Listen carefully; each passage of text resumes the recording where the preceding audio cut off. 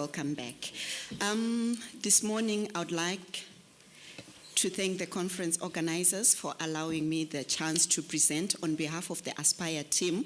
You'll notice that my presentation, the title is slightly different, but at the end of the day, we're talking about the same thing.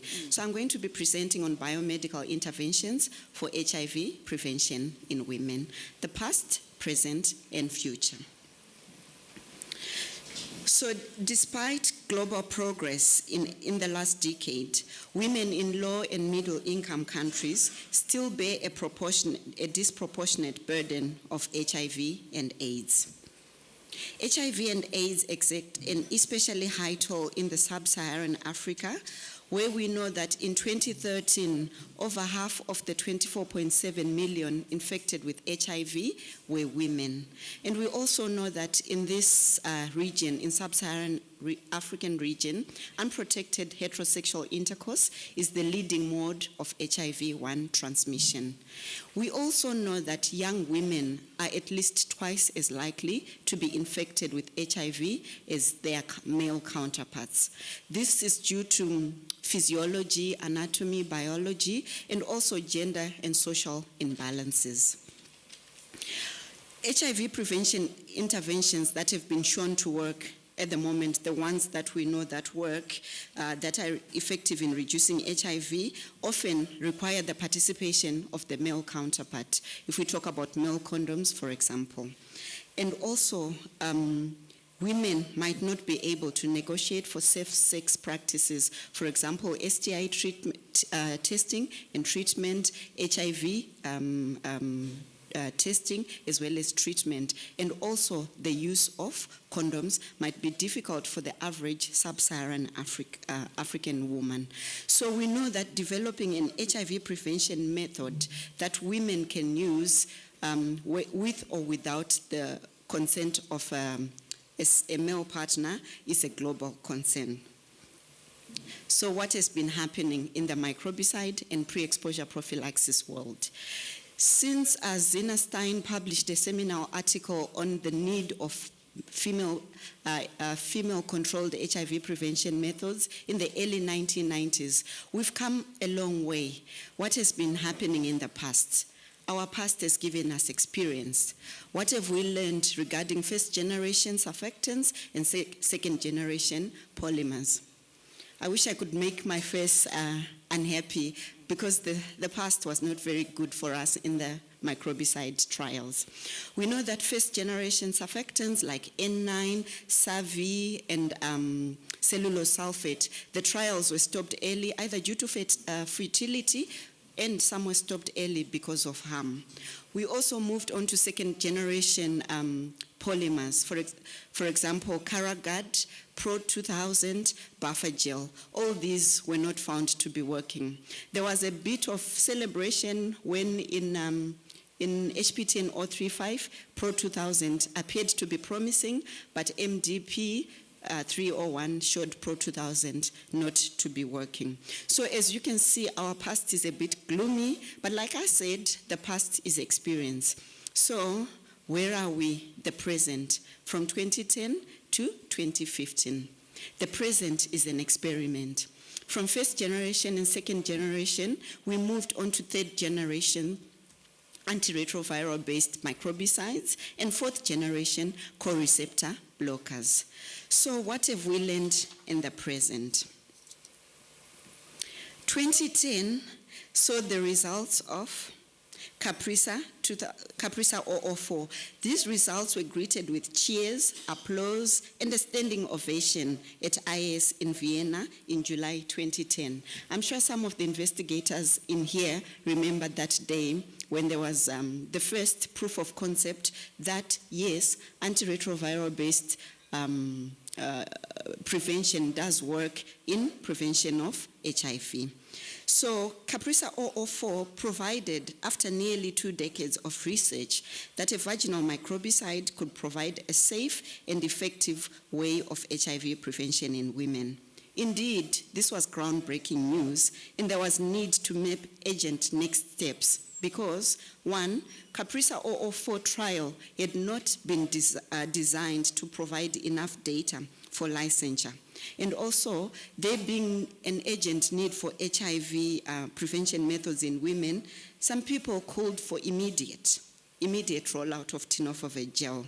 However, others advocated for waiting for more data after the completion of VOICE study, which was currently underway in 2010 when results of CAPRISA 004 were presented in Vienna.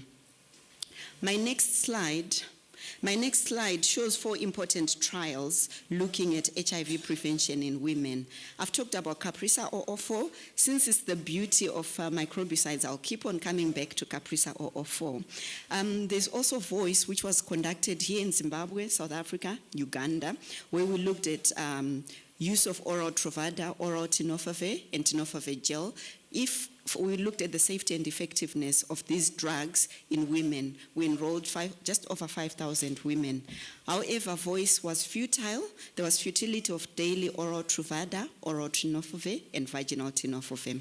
FemPrep, which was conducted also in sub-Saharan Africa, also showed futility of oral Truvada.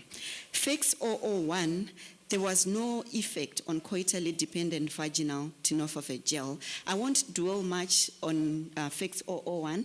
My co-presenter, she'll talk about it in the next session.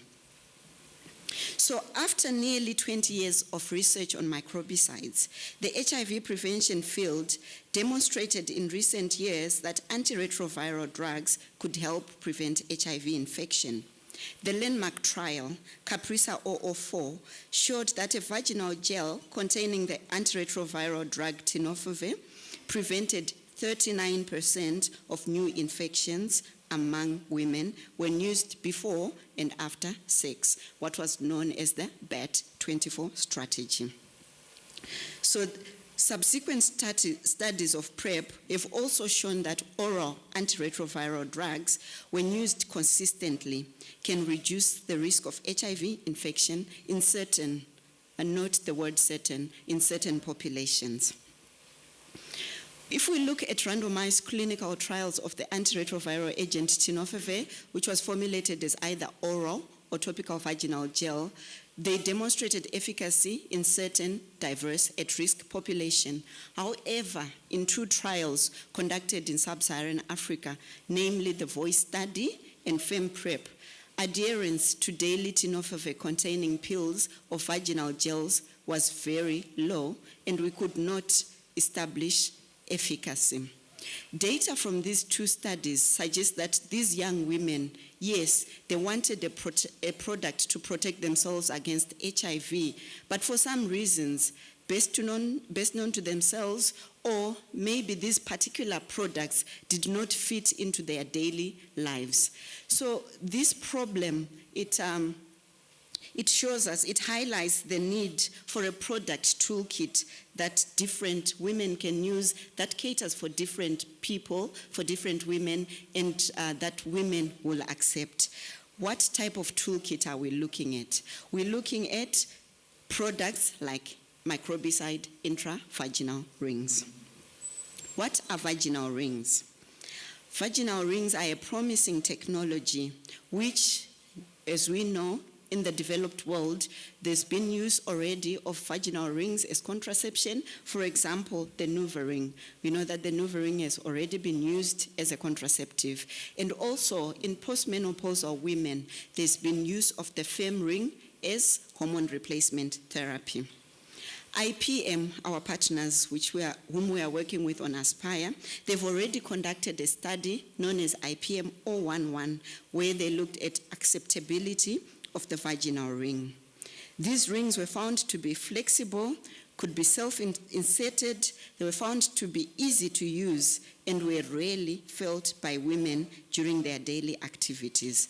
And needless to say, it being a vaginal ring, there was little or very or no interference with sexual activity.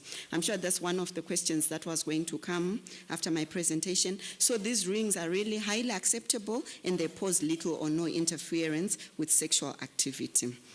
Because the microbicide vaginal ring is a long-acting product which has the potential to be used for a month or possibly longer, this may lead to more consistent use of the product. In the past, we've experienced that women cannot use the products like vaginal gels and oral pills. And after disseminating our results, voice results, to our participants in Chitungwiza in Harare, one issue they came with, they said, Doc, if you could please come up with a product that I don't have to remember to take every day.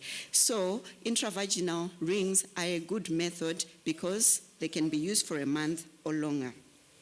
This may lead to more consistent use of the product, making it easier for women to protect themselves from HIV on a regular, consistent basis. Also, the manufacturing cost of the rings is relatively low, and therefore rings will be a suitable method for here, sub-Saharan Africa, and most of the developing world. Let's talk a bit about the Dapivirine intravaginal ring. Dapivirine, as you all know, is a non-nucleoside reverse transcriptase inhibitor, and the ring is made of flexible, elastic silicone material, and the ring is about 5.5 centimeters in diameter, and the Dapivirine intravaginal ring is designed for 28-day use. Like I said before, we know that the Dapivirine ring is highly acceptable in sub-Saharan Africa. Among women, we know that it was found to be very comfortable. It wasn't felt during daily activities, and if it was found to be working, women were willing to use it or to recommend it to their significant others, like their cousins, siblings, and so forth. And also, it could be worn during menses. As you know, sub-Saharan region, African women have a lot of intravaginal practices, and they may want to take it during menses to wash it out. There is no need to take this ring out, and women found this to be acceptable. What about men? Most men did not feel this ring during sex, and there was no impact on sexual pleasure, and there were no side effects as far as the male partner was concerned. So the most favorable characteristics to women were that this was a good candidate for HIV prevention, it does not alter sexual experience, and it can be worn every day. So this ring, we're currently looking at this ring in two studies known as IPM-027, the ring study, and MTN-020, known as Aspire study. We started in 2012, and IPM, International Partnership for Microbicide, is providing both the placebo ring and the Dapivirine ring for the studies. So the two studies that I've talked about, IPM-027 is being conducted at 7 research centers in South Africa and Uganda. MTN-020, also known as Aspire, is being conducted in 15 research sites in South Africa, Uganda, Malawi, and here in Zimbabwe, where we have 3 sites at Seke South, Spillhouse, and Sengeza 3 clinics. So what is Aspire? Aspire, also known as MTN-020, is a double-blinded multi-center, the 15 sites I've talked about. It's a placebo-controlled phase 3 safety and effectiveness trial of 25 milligram Dapivirine ring for the prevention of HIV infection in women. Most of you who've worked with MTN know that MTN loves acronyms. So what does Aspire mean? Aspire means a study to prevent infection with a ring for extended use. So the scientific name is long, the acronym name is also long, but Aspire is good because as MTN, we aspire to prevent HIV in women. What are the objectives of MTN-020? Our primary objectives are to determine the safety and effectiveness of the Dapivirine ring, which is administered via a silicone elastomer when inserted every 4 weeks. We've got many secondary objectives, which include assessing the acceptability and adherence to the Dapivirine ring. It's pointless for us to come up with a product that is going to work if women and their partners do not accept it. We haven't really achieved anything. So we're really looking into assessing acceptability and adherence. And of course, this being monotherapy, we'll be looking at frequency of drug resistance, and also there are other pharmacokinetic issues that we'll be looking at. What is the study design of MTN-020? MTN-020 is a phase 3 trial, double-blinded, placebo-controlled, like I said. We've already enrolled 2,629 women who've been randomized on a 1-to-1 ratio, either in the placebo ring or the Dapivirine ring. The women who were eligible for Aspire were aged 18 to 45 years, HIV uninfected, non-pregnant, non-breastfeeding, contracepting, and willing and able to provide informed consent, among many other eligibility criteria. The women, after enrollment, would come to the clinic and they would be given a ring which was worn every 4 They would come to the clinic every 4 weeks, and we replace the ring every 28 to 35 days. At each and every visit, the women will be tested for HIV. They'll have risk reduction counseling, contraceptive counseling, provision of contraception, study product provision, safety monitoring, and many other visit procedures. Of note is that even though the participants were randomized in a 1-to-1 ratio, both groups received a comprehensive STI and HIV prevention package, including condoms, STI treatment, testing and treatment, risk reduction counseling, and we even offer partner testing and counseling. Right, like I said, we've enrolled 2,629 over 15 sites in Malawi, Zimbabwe, Uganda, and South Africa. So looking at our enrollments, the baseline characteristics, 54% of the 2,629 women enrolled were from South Africa, with 10% each from Malawi and Uganda. And here in Zimbabwe, we enrolled 26% of the participants. In Zimbabwe, we've enrolled 678 women across the 3 clinics.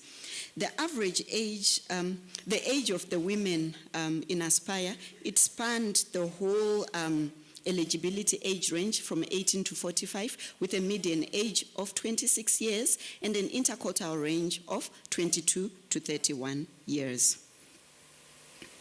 Most participants from the South African sites were unmarried at 92%, as you can see highlighted in red, compared to Uganda at 34%, Malawi at 15%, and Zimbabwe at 17%. Of note is, since South Africa contributes 54% of our participants, and the majority of participants in South Africa are unmarried, and we know 39% of our participants were under 25. So a majority of our participants in Aspire are young and unmarried. This is a unique subpopulation where in voice, the young unmarried participant was at the greatest risk of getting HIV, but was least likely to use product. So with lessons learned from voice, where in voice we did adherence testing at the end of the study, in Aspire, we're doing real-time adherence counseling. Of course, we maintain blinding. We've devised strategies to check adherence as we go so that we don't come up with problems like we did in voice. And lastly here, 85% of all of our enrolled participants, they had completed some form of secondary school or higher. Coming to baseline contraceptive use. Baseline contraceptive use reflects a wide method mix. 55%, as highlighted in red, of women reported use of injectable contraception. So out of the 1,452%, 74% of these reported having used depomedroxyprogesterone acetate, and the remaining 26% reported having used injectable noethisteren enanthanate. So the 26% who used noethisteren enanthanate were from South Africa. Where Zimbabwe, Uganda, and Malawi, most of our women had used depomedroxyprogesterone acetate. 11% of the women had used contraceptive pills at baseline, 12% intrauterine devices, and 19% had been using contraceptive implants. Coming to STIs which were detected at screening. So in phase 3 clinical trials where we're looking to see if a product prevents HIV, we target high-risk participants. So how do you determine that a participant is high risk? One of the methods of determining high risk is their risk of STIs. So with STIs, the most common STI which was detected at screening was chlamydia trachomatis, found in 12% of the cohort, with the highest prevalence reported at the South African site. This chlamydia trachomatis was followed by trichomonas vaginalis at 7%, Neisseria gonorrhea in 4%, and syphilis in 1% of the participants. So this is at baseline, what we found. And this was good because we knew that we were targeting high-risk women who were prone to HIV and STI infection. So maybe just to go a bit into IPM-027, I've talked a lot about MTN-020. These are sister studies. We're dealing with women, and we like to call ourselves sisters. So MTN-020 and the ring study are sister studies. They are similar, they complement each other. A few differences here and there. Where MTN-020 is endpoint-driven, IPM-027 has got a fixed time of 24 months. Whereas Aspire, women are followed up from 12 to 24 months. The age is the same, 18 to 45 years. One difference is that in IPM-027, the randomization is 2-to-1, active ingredient to placebo. And the power for 50% effect, MTN-020 is at 97%, and IPM-027 is 83%. So basically, these are very similar studies, and you find that our DSMBs, they review the studies almost simultaneously, and results from one study will affect the other study. So, how have we been doing for both the ring study and the Aspire study? Both studies started in 2012, and since 2012 to today, there have been ongoing Dapivirine ring regulatory consultations and preparations. We are very optimistic. So we've started meeting with regulators. Here we've met with the Medicines Control Authority of Zimbabwe and other regulators just to prime them about the Dapivirine ring. And after 2015, we hope to be having regulatory submissions in preparation for product approval. So we are also doing other sub-studies on the side, looking at drug-drug interactions, IPM-028. We're looking at male condom compatibility. We'll also be looking at postmenopausal women, female condom compatibility. And there is a plan for a Dapivirine ring protocol on the safety, acceptability in pregnancy, adolescents, post-Aspire. MTN, in collaboration with Conrad and IPM, are planning on phase 1 multi-purpose prevention technologies protocols, mainly levonorgestrel with Dapivirine or Tenofovir rings. So what are MPTs, or multi-purpose prevention technologies? Let's move on to the future. The future is beyond the present. It's very difficult to define the future before you are there, so I've termed the future beyond the present. What is the future? The future is an expectation. We are now looking at promising combinations like MPTs. Before I talk about MPTs, I would like to ask women here, what do women want in terms of sexual reproductive health? Most of us will answer that. 1, we want to prevent unintended pregnancies. We want to prevent STIs. We want to prevent HIV, yes? And we also want a product that is easy to use, safe, and cheap. So, MPTs are some of the most innovative health products under development to simultaneously prevent unintended pregnancy and sexually transmitted infections, including HIV. Some of you might ask, why MPTs as the future? Providing contraception in addition to HIV prevention is likely to facilitate use. As we've learned, adherence is associated with perception of risk. And especially coming to Zimbabwean women, when we talk to them anecdotally, we know that women see themselves at risk of pregnancy, but they don't see themselves at risk for HIV. So the use of a contraceptive device may be more socially acceptable than use of an HIV prevention method. So with the promising MPTs, they include easier to use vaginal rings that would provide contraception plus protection against infections, new microbicide gels, and other delivery formulations will be used. We hope that effective, affordable, and widely available MPTs would save lives and money and improve the lives and health of women and their families. There are many products which are being researched on as multipurpose prevention technologies. I'll talk about Tenofovir and Dapivirine and levonorgestrel intravaginal rings, but there are many others, like CHARM is looking at Dapivirine and darunavir, and Population Council is developing 2 sustained release combination microbicide rings, one that will prevent sexual transmission of HIV, HPV, and HSV, and another that will prevent these 3 STIs as well as pregnancy. Let's go a bit to Tenofovir, levonorgestrel intravaginal ring. There's an ongoing study being conducted by Conrad. This is the first multi-purpose ring in clinical trials. So it's a phase 1, 1-month safety. There's PK, pharmacokinetics, pharmacodynamics, and acceptability study of intravaginal rings releasing tenofovir and levonorgestrel. This is known as Protocol A13128.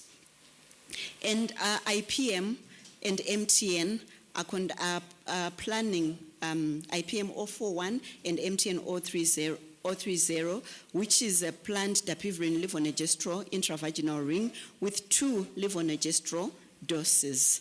So 32 healthy HIV-negative women aged 18 to 45 with demonstrated ovulation will be enrolled in the study, as you can see on my slide, in a 1:1:1:1 ratio to use a vaginal ring for 90 days.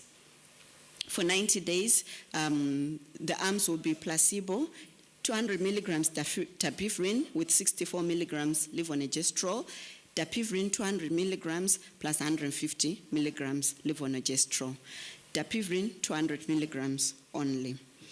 So this is what is in the pipeline for the MTN and dapivirine.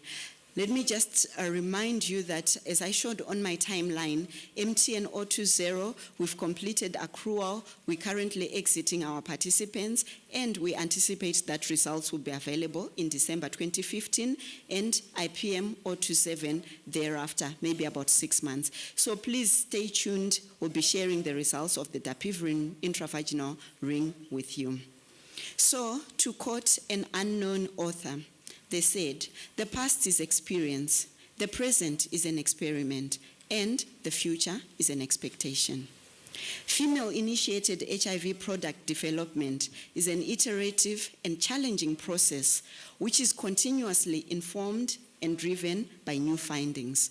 We must continue to use past experience in our experiments, which you here would call trials, to achieve our expectations of developing safe and effective products that would allow women to protect themselves from HIV, STIs, and unintended pregnancy. Thank you very much.